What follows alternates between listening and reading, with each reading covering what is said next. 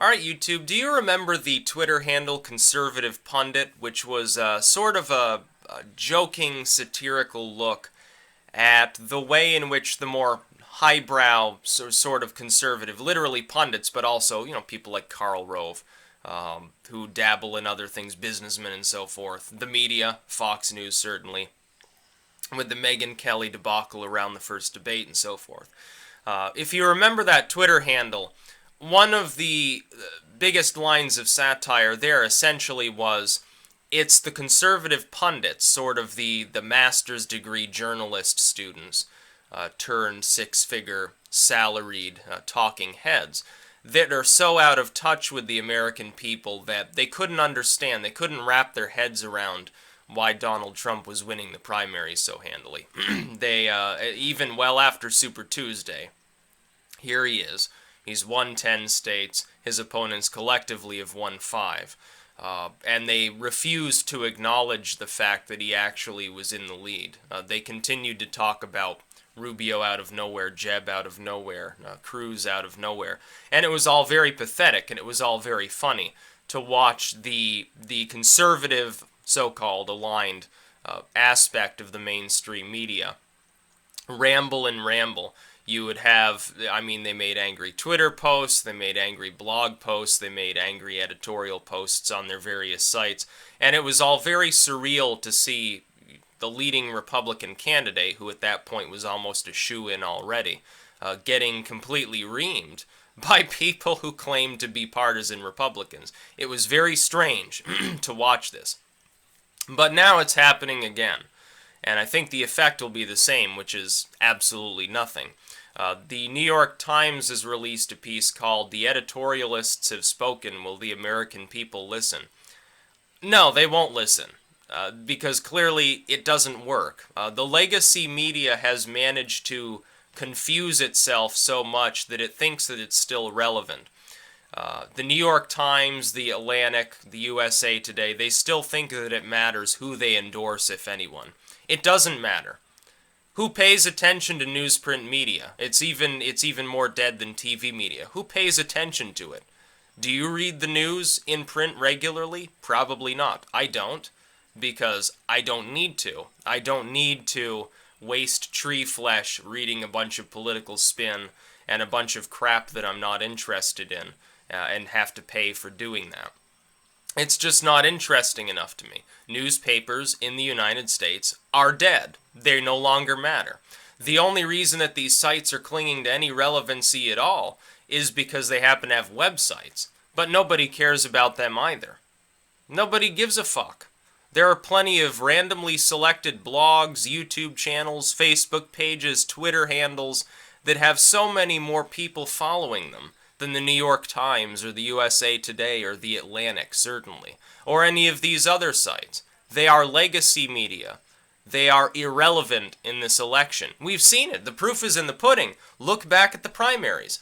There was a groundswell of support for Donald Trump in the underground media, the smaller media sites, that is, as well as among individuals which happen to possess quasi-media capabilities, quasi-journalistic capabilities, like me. Almost 40,000 subscribers on YouTube. I manage several blogs. I don't use Twitter because I hate Twitter. I have the capability of putting a message out there that is similar to, in function, not in total support, but in function, it's similar to what the New York Times would do, what Fox News would do, what any of these other sites would do.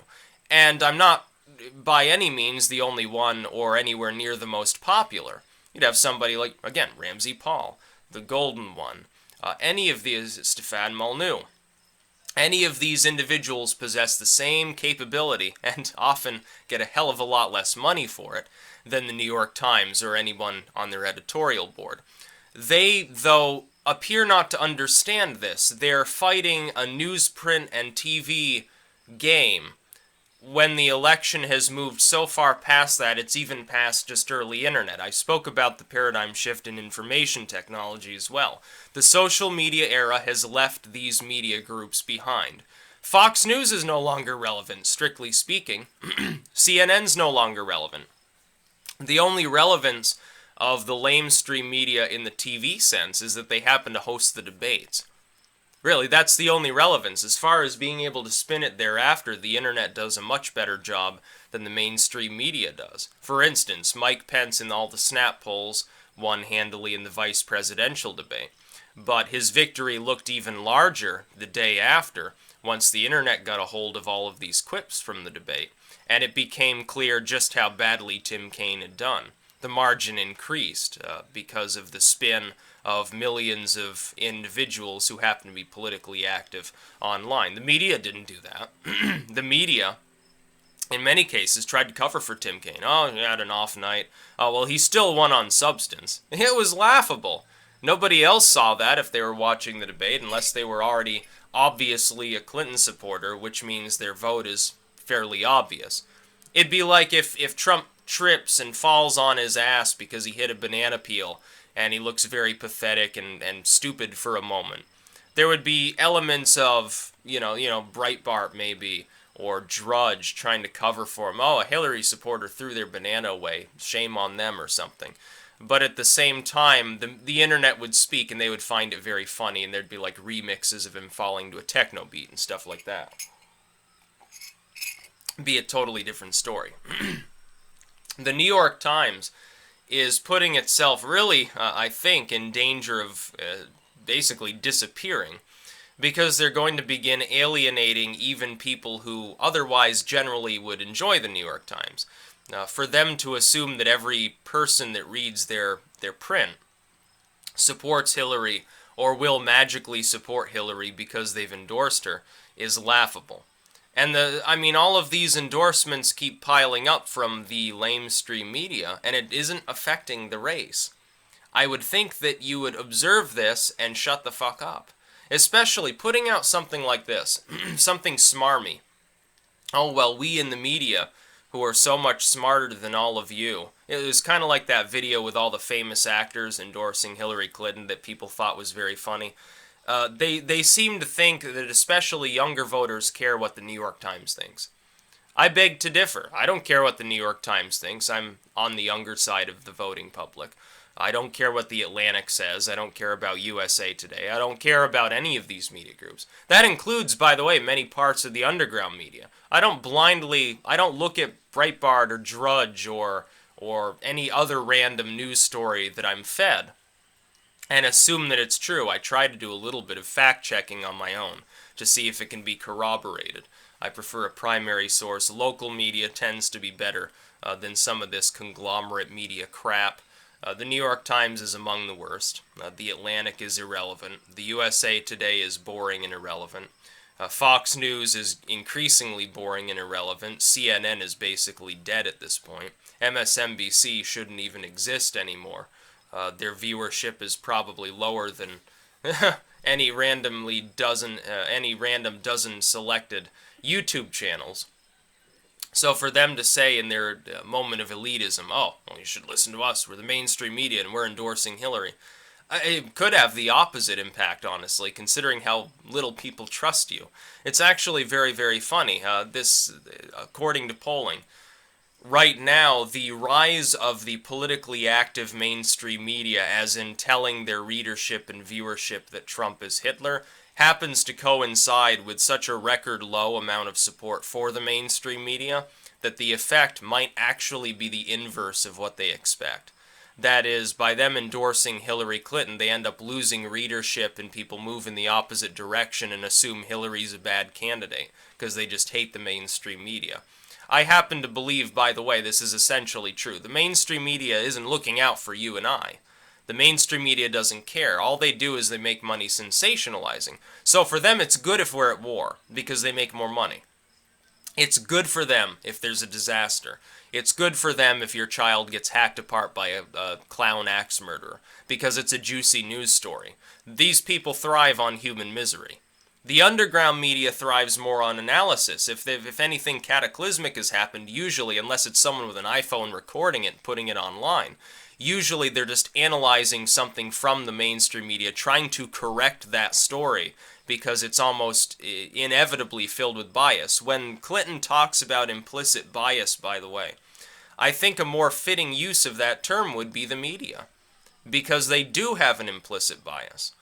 The media necessarily will back the candidate they think is going to keep the status quo, which is pro-war, which is pro-economic collapse, which is, all sorts of screwed up, going.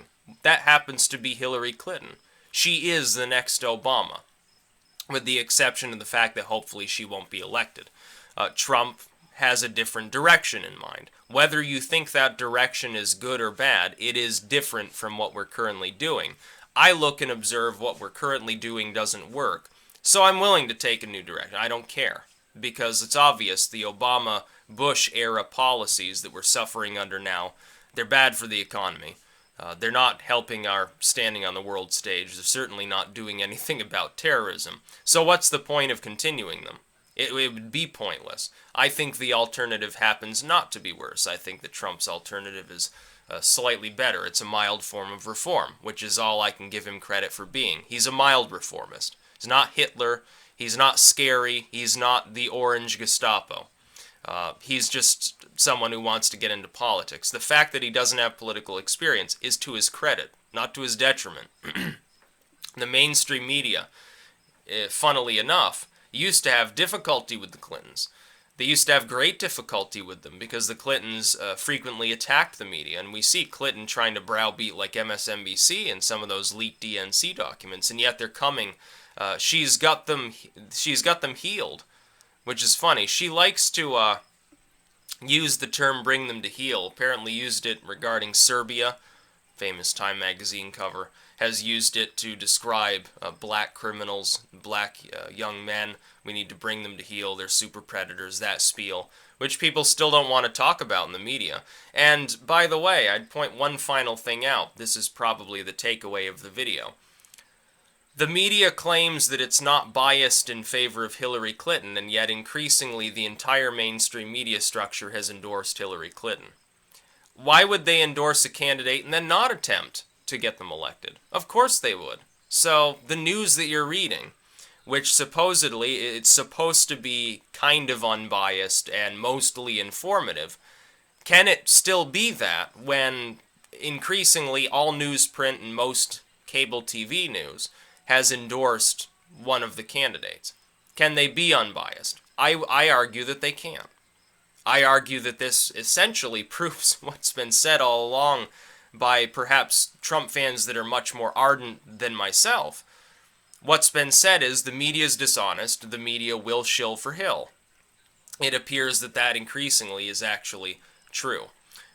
Not that there was a huge doubt about it before. I sort of tried to give them a pass at times, even on things that seemed a little dubious, because in order to analyze the election, you can't assume that kind of mass bias.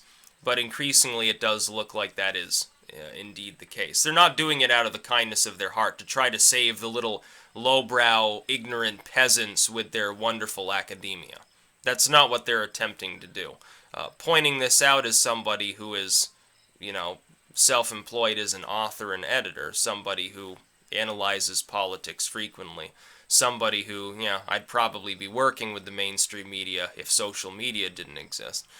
Pointing this out, no, these groups do not care about your plight or the plight of any other randomly selected American.